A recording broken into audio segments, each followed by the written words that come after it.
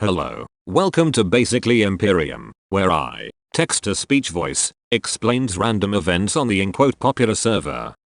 Today we're talking about the third, and final, arc. The third arc takes place a bit after the second. Since then, we've seen the formation of Rome, the building of New Rome, the formation of Maine, and numerous other small happenings. The arc starts off with ALindd, in Maine. He gets word of a new traveler, a disgraced royal from a land far away, residing in Rome. Meep 101, Maine had been in good terms with Rome, so ALindd didn't think much of it. Everything's normal, until it's quiet. Too quiet, ALindd starts seeing hallucinations, hearing voices and remembering hundreds of thousands of events he shouldn't have known. The curse. In a brief explanation, ALindd is cursed with a very special enchantment. After coming in contact with an absolute point, something that's shared between many other universes, every dead version of ALindd's memories gets transferred, along with the spirit of sorts of said dead variant. Generally the variant gaining the memories goes crazy for a short while, until it all evens out. However, ALindd's Draken Wither is different. Over time, he used pulls of the corruption's power to change his DNA, altering himself to change into new species. He also used it to gain valuable resources to build an army. However, this came at a price. The corruption placed itself into ALindd, and waited for a time to strike. This was the time. As ALindd was going mad, the corruption took over the brain and formed its own ALindd variant, separate from the corruption hive mind. Scamplindd, where the Draken Wither was courteous, Scamplindd was vicious, deceitful, evil. The old ALindd was dead, replaced by this fake. As you might believe, the spirits of the past were not too fond of this change. They harassed and harassed this new variant, making him see hallucinations and wearing down its mental state. Scamplindd, like the variant before, went mad. He believed the only way to get rid of the whispers was to kill the absolute point, Meep 101. Before these happenings, ALindd had created a gladiator-style event, called La Arena. We already did a recap on La Arena, so I'll make this brief.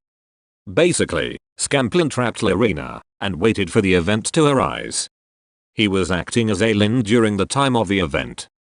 When everybody was in the main hall, he flipped a switch, which would send the people there to a death by fall.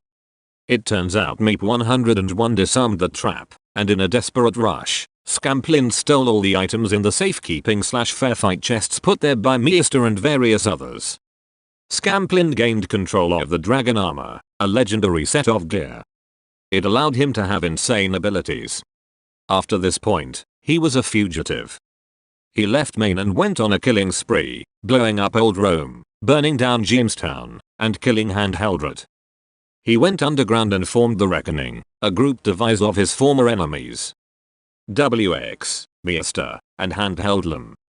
Despite the tension between the four, as WX and Meester had some pretty bad history, they all followed along with Scamplindd.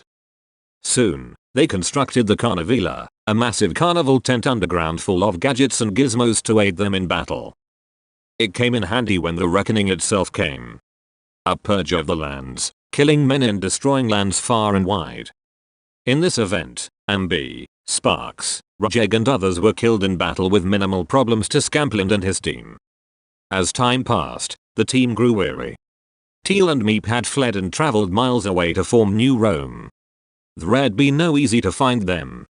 Unless Scamplindd met Coke, a former member of Rome, near Empirium Hub. With some persuasion, Coke gave up the coordinates to New Rome in exchange for his life. In a large assault, the Reckoning traveled to New Rome. In a desperate attempt to protect their home, Teal and Meep fought Scamplindd in a 2v1, as Scamplindd wanted a fair fight. The battle ended with Scamplindd killing Meep 101. He waited, nothing happened, the whispers came all the same. They mocked him. Scamplindd became tired of the games, of the tricks. He grabbed his wand, and with a burst of power, struck down a beam from the sky, disintegrating Teal on the spot. His former team became nervous. Suddenly, Scamplindd threw himself at his former allies. They only managed to escape by running into a portal to the end. This didn't stop Scamplindd. He pursued them, and in a final duel where he, Mr. and WX had battled countless times, ALindd finally came out on top. He shot a flurry of arrows, killing WX. He used explosives and his gun to strike down handheld. Finally, there was just Mr. Scamplindd walked toward the man on the ground, sword and wand in hand.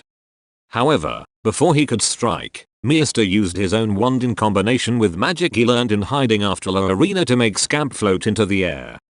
He tried to throw Scamplindd off the edge, but he knew that was futile, as Scamp could fly with the power of the dragon armor.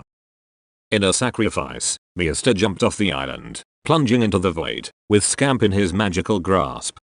The corruption hidden within Scamplindd exited, and shot toward the surface, but the deed was done. Scamplindd was gone, and so was Mr. And there we go, end of the third and final arc of season 1. How crazy is that? So crazy. Well, I'll see you in the next one. Goodbye.